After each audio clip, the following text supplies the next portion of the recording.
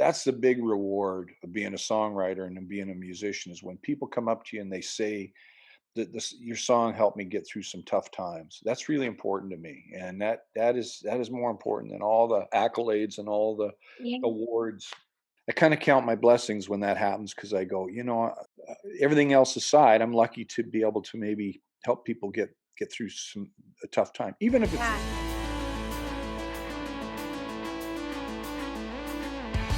Hey guys, it's Juno Award, and you're watching Spill It. It's a show that gives you a glimpse into the performer's mindset and reveals the person behind the persona.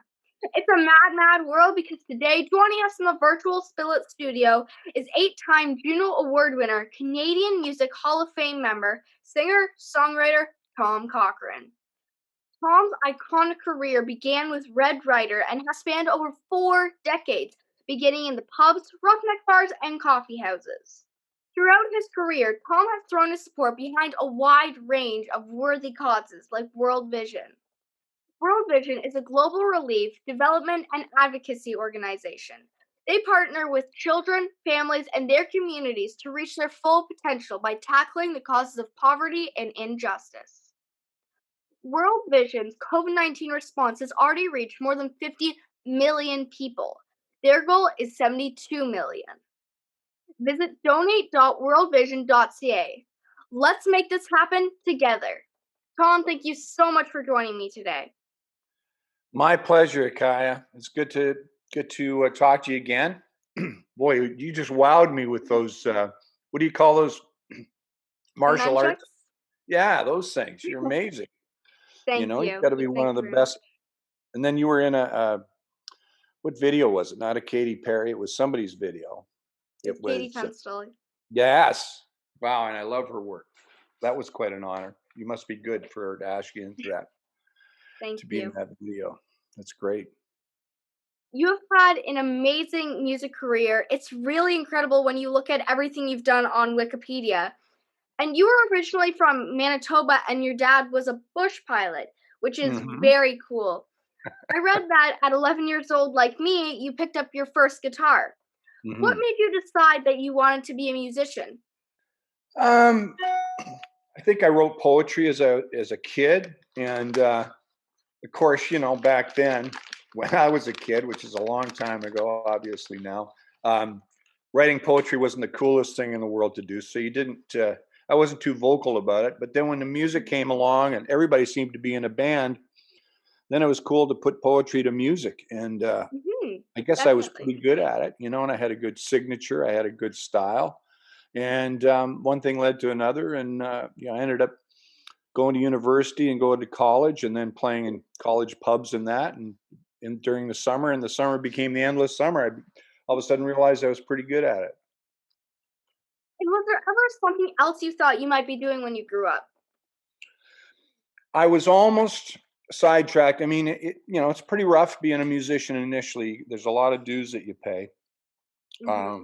A lot of lonely hours on the road and crummy motel rooms if you can afford them. And we slept in the cars a lot and slept in vans. But I think at one point I was considering being a pilot like my dad, if the first record hadn't done something. But White Hot became a hit in the States, became number 45, got up to number 45 on Oh, Billboard, and it was a big hit in Canada. So it kind of afforded me the luxury of carrying on yeah. with the next record, and the next record, of course, had Lunatic Fringe on it. So yeah, and one thing led to another, and we kept moving. Hmm. Well, speaking of Lunatic Fringe, I actually just listened to it this morning and it was a great song. How did you get involved with Red Rider? Red Rider goes back, boy, a long time.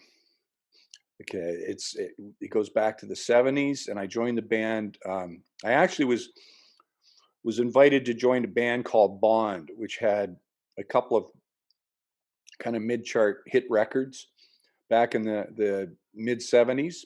And I was in and out of bands at that point, and I had spent some time in Los Angeles trying to peddle my songs and banging on doors and wearing out my knuckles banging on publishers' doors and record company doors. And I didn't have a whole lot of success.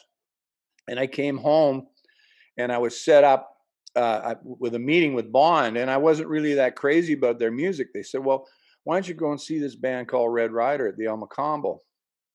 They might be looking for songwriter, even though they had pretty good songwriter in the band named Peter Boynton. So I went and I checked them out at the El Macombo, and we chatted, and I was really impressed with the band. I was impressed with their incredible musicianship because all the guys in the band were great players on their instruments. And at that Yeah. point, to be honest with you, Eccaia, I wasn't a very good guitar player at all. I Wow. was still Really? learning my craft a little bit, and that, but I had creative ideas and I knew how to write songs. So I went and I auditioned for them in a place you probably know in London, Ontario, at a place called Fryfogel's, which is no longer open, but it was quite a famous club back in the day in the 70s and through a good part of the 80s. And I auditioned for the band at Fryfogel's, and then the rest was, as they say, music history. I joined the band and started playing with them. And what was it like touring and playing in small venues for the first few years? You know what? It's miserable. It's funny, like in my song "Good Times," I say, "You remember all the good ones, forget about all the bad." So now you look back on it and you realize that those are character builders. All those tough Yeah, times totally. and the dirty clubs and I mean, boy, we had club owners pull guns on us and Oh not my pay us, and god. we had to somehow scrape together money to get home, and sleeping in cars, sleeping in vans, like I said. And it was tough, man. We would play Yeah, it sounds like sometimes, it. especially in Quebec, we'd play until 4 in the morning. We'd have to play 6 sets. And Wow. so it was rough. I mean, we really paid our dues, and I think everybody does, and that sort of makes you stronger. And what doesn't kill you makes you stronger. That old cliche. But it was tough. It's not Yeah, glamorous like people think it might be. We had to pay a lot of dues. We weren't making a lot of money. and yet all of that, it like you said, it's character building, and it's somehow led you here, which I think is amazing. How it's just all the little experiences that really bring you to where you are today. And then, if you Exactly. were to pick one funny experience that stood out from all the rest while touring with Red Rider in the early days, what would it be? Oh boy, I'll probably get off this interview, and probably a bunch of things will pop into my head. But boy, I remember we used to. I mean, one thing wasn't very funny, but the bus. I guess we blew a tire and we drove off a cliff. It wasn't a very big cliff, and the bus ended upside down, and we kind of spent a good chunk of the night. I think that was down. We were going through Arizona someplace, and we Oh, spent a good chunk of time trapped in that bus. Luckily, it didn't get catch on fire and stuff. So the band kind of yeah. there's that. I mean, there's all kinds of stuff that you go through in dressing rooms and that to kill time because there's so much boredom when you're on the road. Uh, coupled with some moments of excitement and those great moments on stage. When everything's really working well as a band. But that was one thing. I mean, we ended up. I remember we ended up going to a wrong venue in a city down in the states as well, and we ended up loading in and that, and we were opening for a band, and it wasn't a very big band back then. And I think it was I can't remember what the band was. I think it was the Smithereens, but maybe not. And the other band didn't show up, so they let us carry on, and we ended up opening Oh, for them. But yeah, it was. So yeah, we kind of misfired on that one. And then there was I don't know, there's just a lot of stuff that happens to you out there on the road yeah. that is funny, but a lot of it's kind of tempered with hours and hours of boredom, because you're getting from one gig to another, and you're just trying to make it work. Mhm. And that's almost what I find with a lot of things is how in the moment it's not funny or it might be a bit boring. Then when you look back at it though, then it's funnier. Then it's a lot of fun. And so it's just little memories like that. What was Absolutely. what was it like the first time you played for a sold out show in a large venue? Well, a lot of what we did initially was opening for bands. So I remember I think our first gig with opening was with the Beach Boys, a band called the Beach Boys, which you may or may not know of, but they're I've heard of them. quite a famous American band uh, from the West Coast.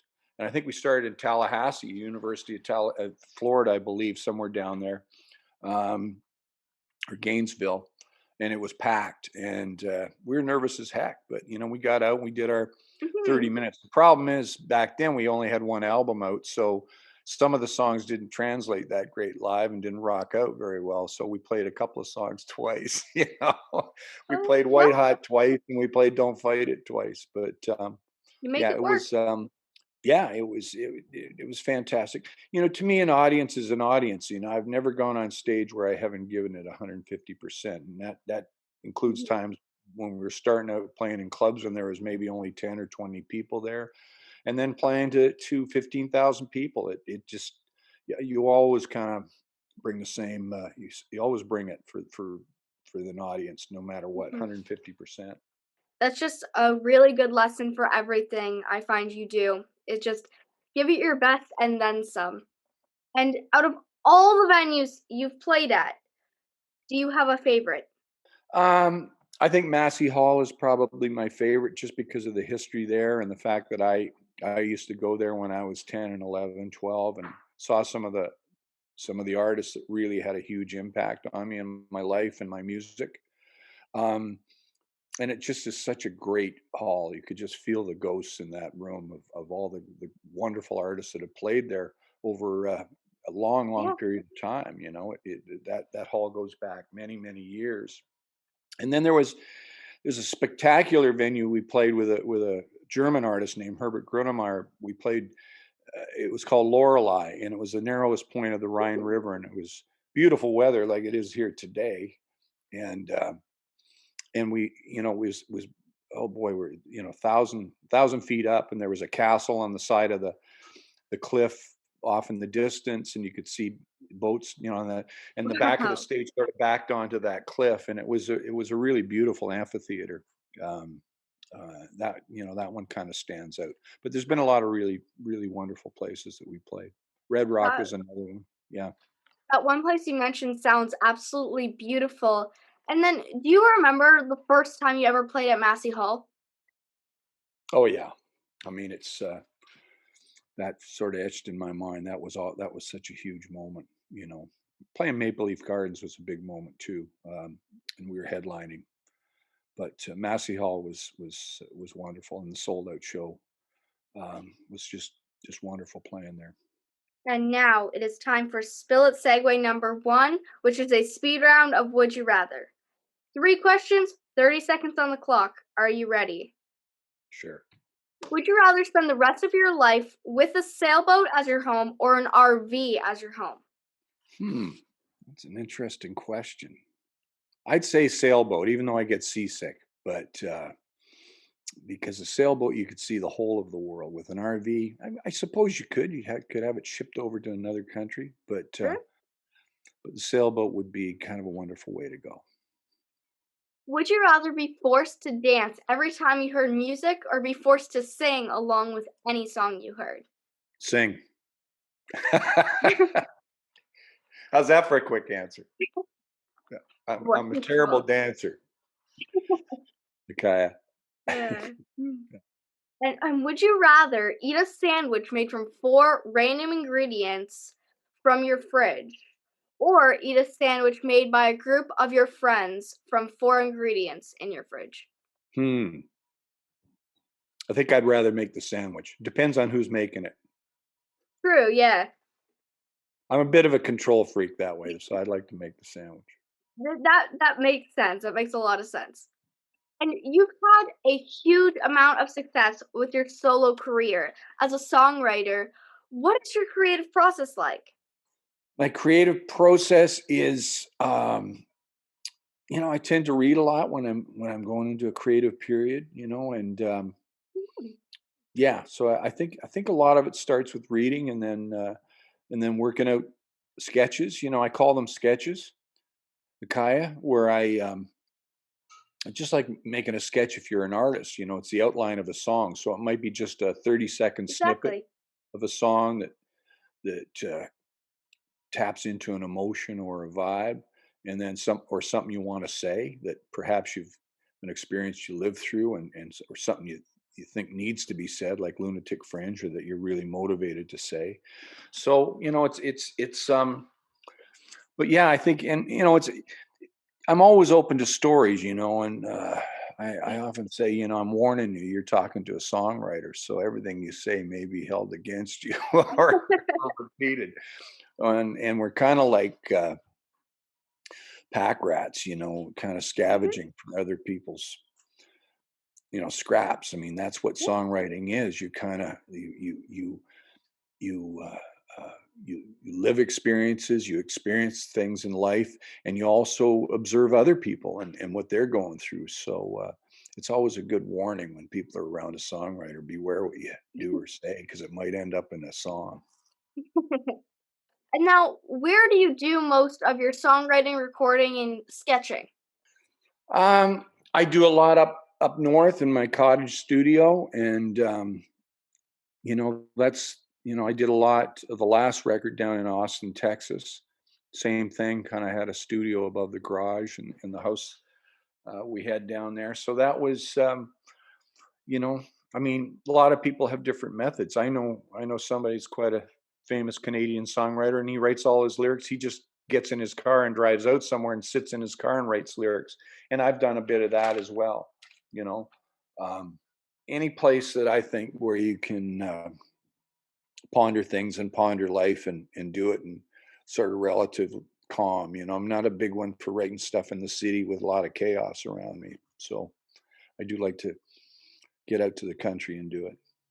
I find for me personally, kind of when you're out in nature or like in an open field, I find that's really nice for me personally. Yeah, And when you exactly. mentioned, yeah, I agree. going out into the country, that it really hits close to home. I agree. And then when you were told that Life is a Highway was going to be used in the movie Cars, what was your first thought? How much are they going to pay?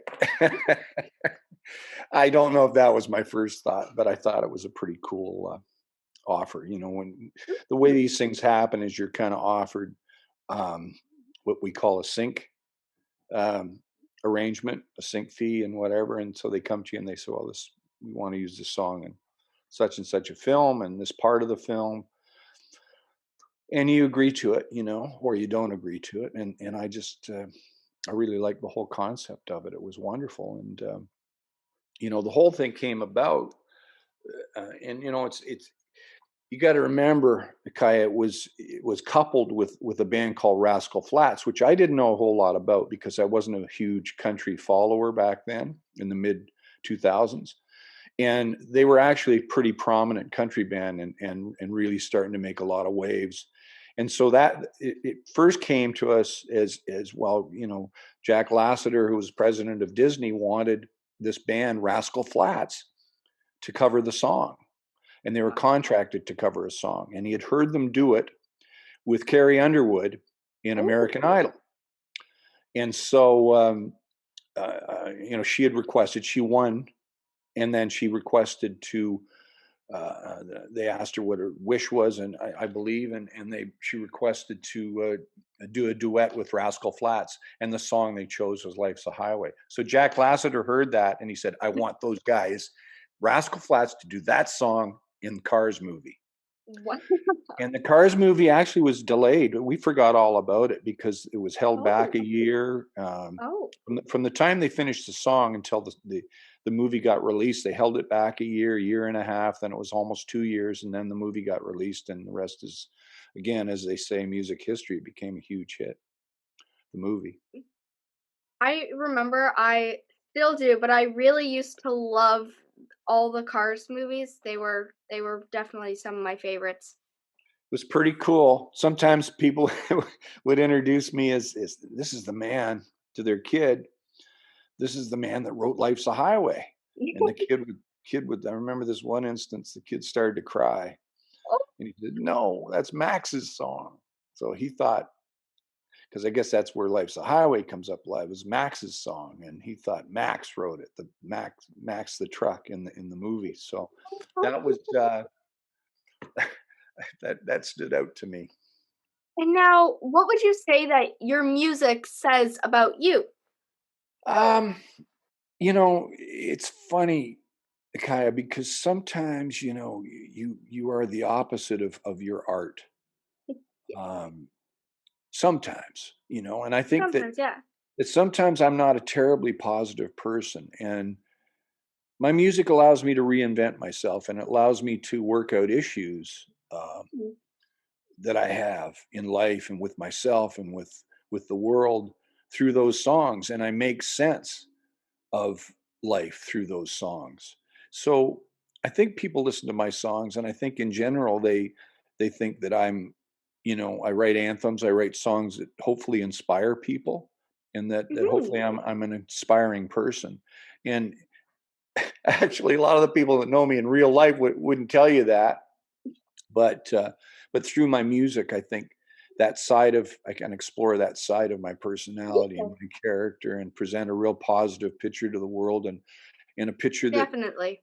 you know, uh, Akai, I got to say this: like when people, the biggest reward in music for me is not being inducted into the Hall of Fame, and although that was a wonderful moment, I really appreciate it, and the whole, Order of Canada was very important to me, and all of that. But it's Mhm. when people come up to you, it's those little moments when people come up to you and they say, you know, I was having a really, really tough time.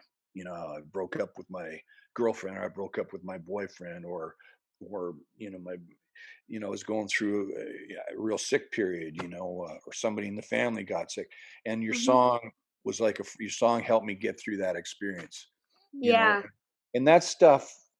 That's the big reward of being a songwriter and of being a musician, is when people come up to you and they say, your song helped me get through some tough times. That's really important to me, and that is more important than all the accolades and all the Yeah. awards in the world. And it's, I kind of count my blessings when that happens, because I go,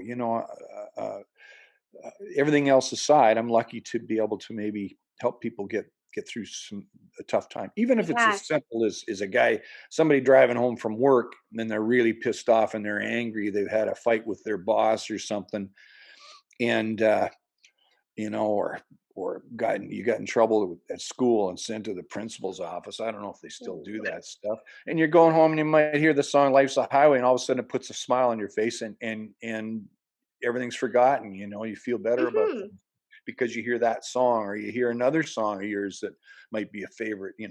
I remember I used to play "Lose Yourself" going to my pickup hockey games when I was. This isn't that long ago. This is about 15, 16 years ago. I used to listen to Eminem's "Lose Yourself," and that song would always get me pumped up for the game, right?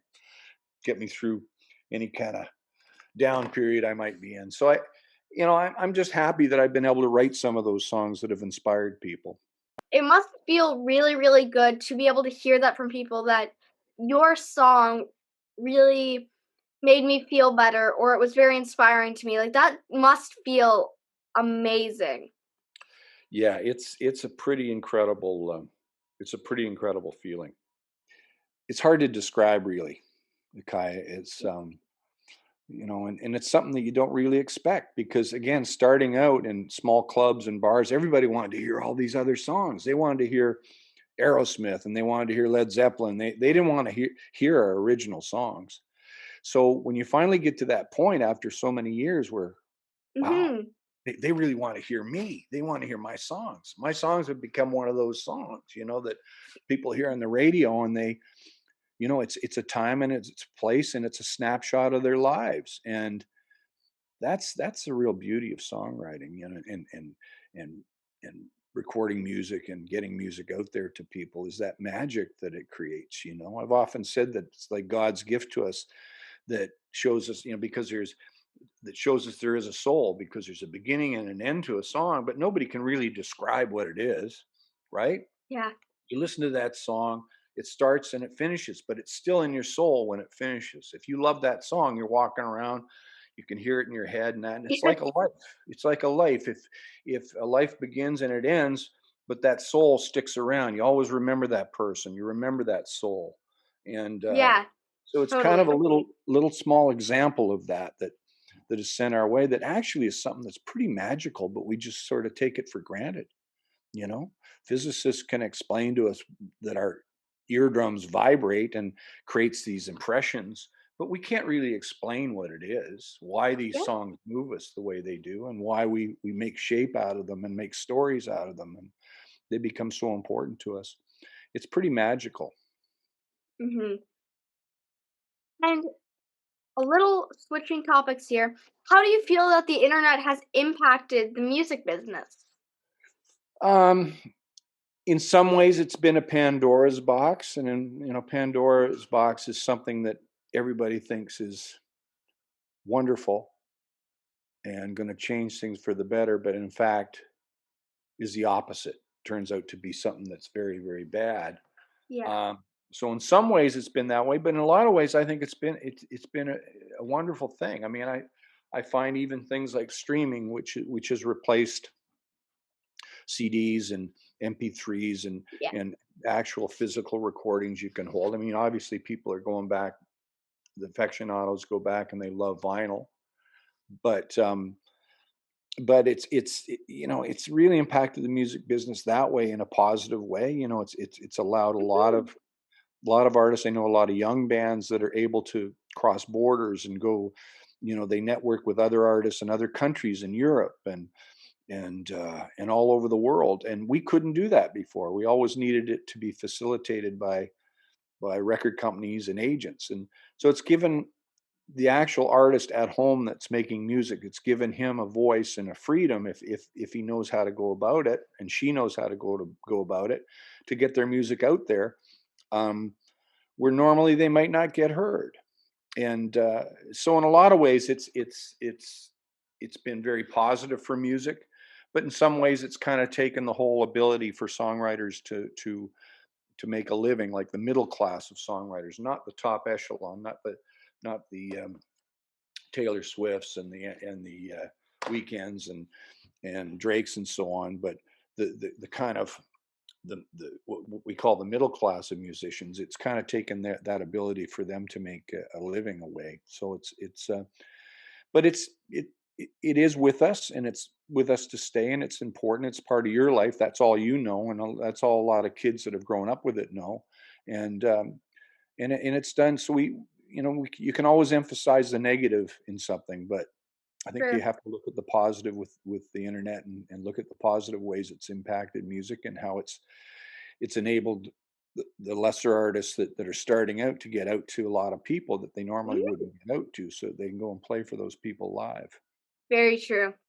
And now it's time for Spill It segment number 2 called Fact or Fiction. As quickly as you can, answer the following questions. Fact or fiction?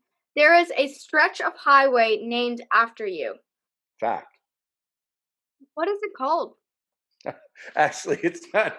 That's not true. It's called "The Life Is a Highway." So it isn't, in fact, named after me. It's named after Okay. my song, and it's Highway Okay. 391. It goes from Thompson, Manitoba, up to my hometown of Lynn Lake, Manitoba, where I was born. And I'm very honored that they named that highway.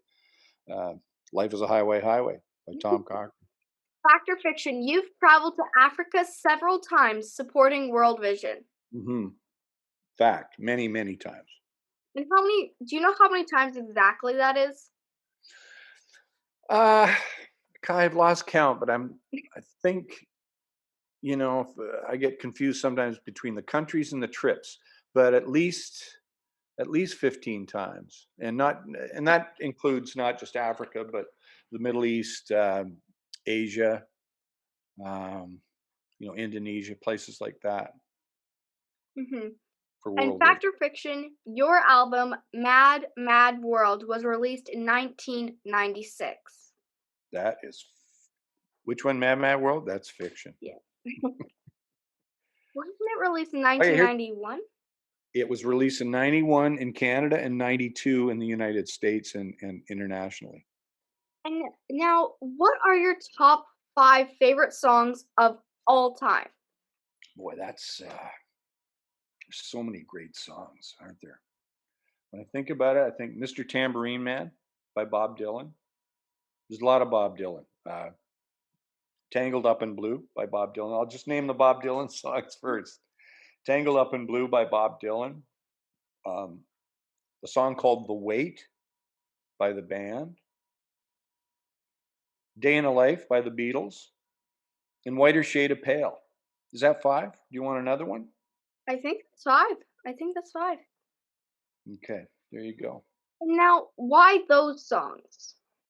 Yeah, again, because they resonated with me for one reason or another. You know, whether it was the emotion of the song or the time I was going through, and how they impacted me. I mean, I think with me in particular, the songs tend to be, songs that basically are markers for your life. You know, they're Yeah, like snapshots of your life, and whenever you hear those songs, it reminds you of what you were going through at the time. But also, as a songwriter, I think we look at things differently. So we look at songs that are kind of revolutionary, songs that really have uh, something about them that is it just turns your head around and changes your world and changes your perception of things and how to make music, perhaps. yeah. So it was, yeah, very important. Those are songs, but I really could make a list of hundreds more. And now we've all been impacted by the pandemic. But what have you been doing to keep busy and stay positive? I think it's a really tough task, because it just seems to, keep coming at us wave after wave, and some people have had an easier time than others. Um, it's been really tough for me and my compatriots, when people like your dad who make their living in our business. It's really hit our sector hard. So, I did a lot of charity virtual um, work back in the spring when it first started a year ago. And it's hard to believe it's over a year now that we've been going through Right. this. And then luckily we were going into a summer, and it was a very good summer, and I was up here, so I swam a lot, I exercised a lot. I'm trying to exercise a lot. Not being a young guy, I think it's important, um, maybe even more important than it was years ago, because I want to be in good shape once we start to tour again and start to Yeah, be able to play live again, which God willing will be, won't be too far away. And so I've done a lot of through this past winter. I did a lot of fat tire biking through the snow and through the ice and through ooh, the trails in the woods up here in northern Ontario. And so that really kept me sane. I did that almost every day. I would do it at least 5 or 6 days a week, and go out for a couple hours and really get some good exercise doing that. Play golf in the summer. I'm looking forward to starting that again. I played quite a bit last summer. ooh. So, just try to stay active. I've worked on my piano quite a bit. That's tailed off a little bit lately, and been working on some songwriting and some sketches as well. So it's been, yeah, and it's been tough on everybody. But our sector has really been hit hard, as the whole entertainment and restaurant sector has been hit. So Definitely. it's been hard, but it is a matter of staying positive. We are going to get through this, and the old cliche, we're in this together. We will get through this, and I think when we get out and play music again, people are going to be even more grateful and more anxious to get out and listen to that music than ever. Definitely. And did COVID-19 change how you foresee the future of your career? Yeah, definitely. I mean, you know, I I would joke about it and say this wasn't my idea how I wanted to retire, and I really appreciate every moment that I'm on stage, and I think Mhm. I even will more. It'll be that much more um, impactful for me to get on stage. It'll be that much more magical, and I'll appreciate every moment, because at this stage of the game, doing what I do, I'm really, really grateful to be able to have people come to my shows and come and listen to my music, and I miss that profoundly, and I just can't wait till we have it back again on that level where we can, people aren't nervous about being together in a theater, aren't nervous about being Yeah. together in a large venue. Uh, it's maybe a little ways off yet, but hopefully we're getting there, and hopefully hopefully I'll be in good shape once we get back out there. Hmm. Now, what lessons have you learned during this pandemic? I think I've learned to be more understanding of people. I've learned to be more patient in some ways, but then lately I've been getting very impatient. So I think um, I've learned that I don't like to be as alone as as much as I thought I might. Uh, it's. I think like everybody, I really appreciate um, what we might have taken for granted, which was getting together with family and friends, you know, whenever we could, and that we haven't been able to do for the last year. It's really made me appreciate some people in our society, the Mm-hmm. healthcare workers, the nurses and the doctors and the people that put themselves on the line for us all the time to get through this. And so yeah, it's made me more appreciative in general of people, I think. Definitely. And I can completely relate to the fact of you kind of need people much more than you thought you did. There was a little roadblock that I talked to my mom about of just how I miss people, and I'm sure everyone is in the same boat. Yeah, yeah. And I'm maybe not. You're such a brilliant girl, Thank Kaya. you. You're very, very smart, um, extroverted. So it's got to be hard for you. But I would imagine that some of the kids that are younger than you, that are at an incredibly impressionable age, it's going to be so. This is going to leave scars on them for a long time. I mean, people Hmm. are resilient. Kids are resilient, but socialization is such an important part of who we Yes. are as human beings, and it's important that you kind of develop those uh, Hmm. those skills, and I think for a lot of kids they're gonna have a real hard time coming out of this, and are having a hard time already. Yeah, definitely. And now let's play our final Spill It segue number 3 called Just a Minute. I'm going to give you a topic, and your task is to talk about that topic for 1 full minute. Are you ready? Hmm. And your topic is Order of Canada. Go. Order of Canada. um, I think that the Order of Canada is one of the most important um, investitures we have as a country. It it is it's something that really is so distinctly Canadian, in that not only does it sort of recognize people that are accomplished and might have a reputation as celebrities and might have visibility as celebrities, but it really does recognize people that are in the trenches during life. Just what I was talking about a few minutes ago, healthcare workers, people that have done amazing things behind the lines, that have no idea that they're ever going to get acknowledged for it. I know when I got my Order of Canada, I was really humbled by one guy, that he was a doctor and he was in Newfoundland, and he single-handedly helped eradicate colon cancer in a Oh my community that it was epidemic.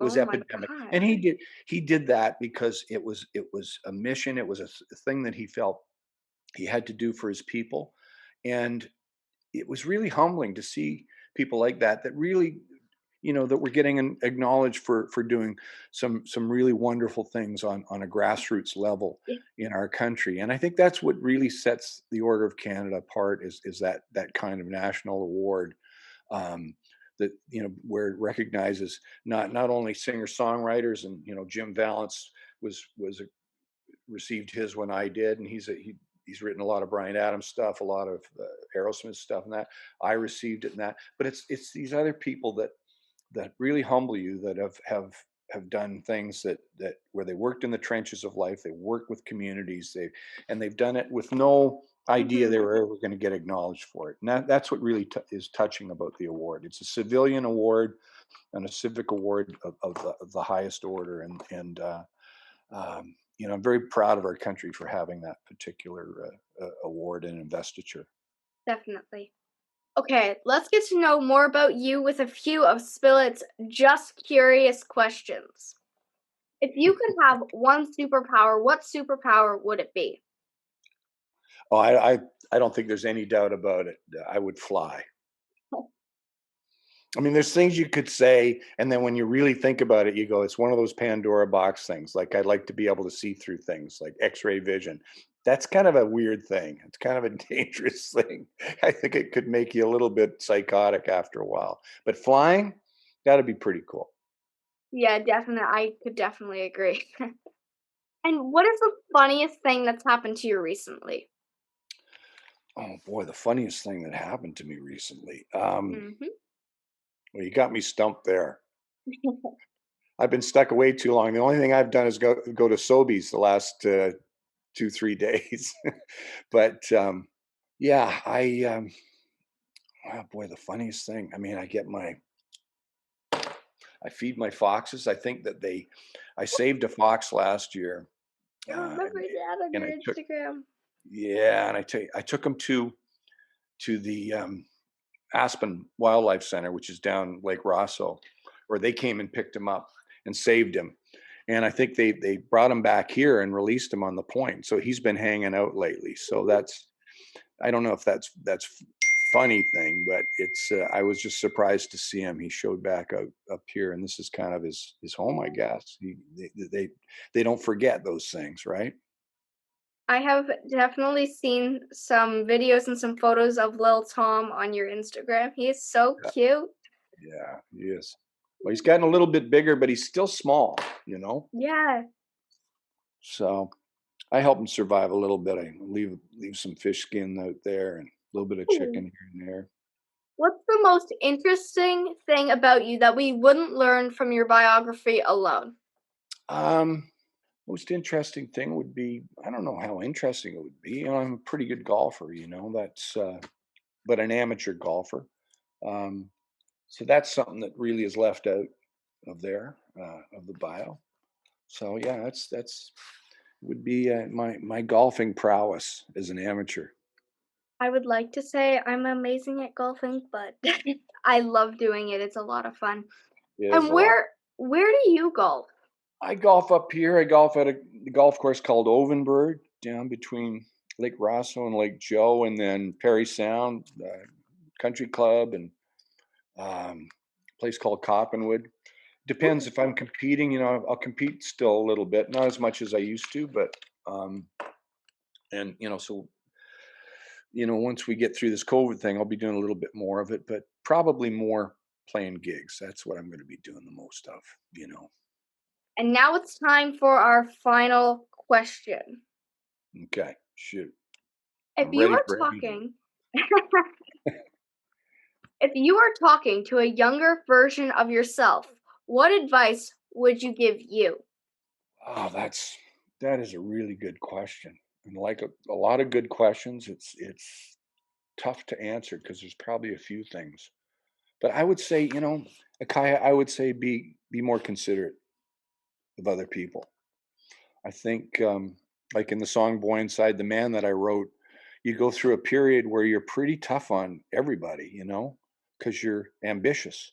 And sometimes with ambition, you become a little bit ruthless here and there. And I think if I was talking to myself, I would say, you know, be more considerate, be kind to other people, Mhm. and always, you know, and and and think with a little bit more care about the people you love and you care about. Yeah, that's really important. It is. And that's all the time we have. But before we go, do you have any final words of wisdom you'd like to leave our audience with? Just everybody be strong, you know, and it's going to be a beautiful summer. We're blessed with a gorgeous day right now, and just be patient. We're going to get through this, and we're going to come out the other side. It's there'll be little setbacks, like we're going through another phase 3 thing here, phase 4, whichever it is. But I think when we get through this and we get everybody vaccinated, we'll be able to get back to socializing and get back to, you know, it may not get back to 100% the way it was. I think we're all going to be a little more conscious of hygiene and perhaps wearing masks in certain situations we might not in the past. But we're going to get through this, and we're going to be better Mhm. for it. And once we're off air, where can our viewers find you? Well, Twitter. I work Twitter a lot. There's Tom Cochrane on Facebook as well as Instagram. And it's Tom Cochrane at capital MUS. So look for that and look for the little check mark in the shield, because there's been a lot of fakers out there. There's been a lot of phony people that have tried to abscond with my name. So yeah, it's Tom Cochrane MUS, capital MUS, and then there's a little check mark on Twitter. Yeah, and a lot of my Twitter feed, which is where I make contributions and management does out of New York, um, gets fed over to Facebook as well, and then Instagram, of course. And you know what that one is, Eccaia, so you can tell them about that one. Fantastic. Thank you so much for being ready to spill it with us, Tom. I really appreciate you taking the time to be here with us today. My pleasure, Eccaia. This week's episode has come to an end, but the fun doesn't have to end here. If you have any questions, suggestions, or feedback, head on over to our Instagram, Facebook, and YouTube. Like, share, and get involved. Until next time, Eccaia out.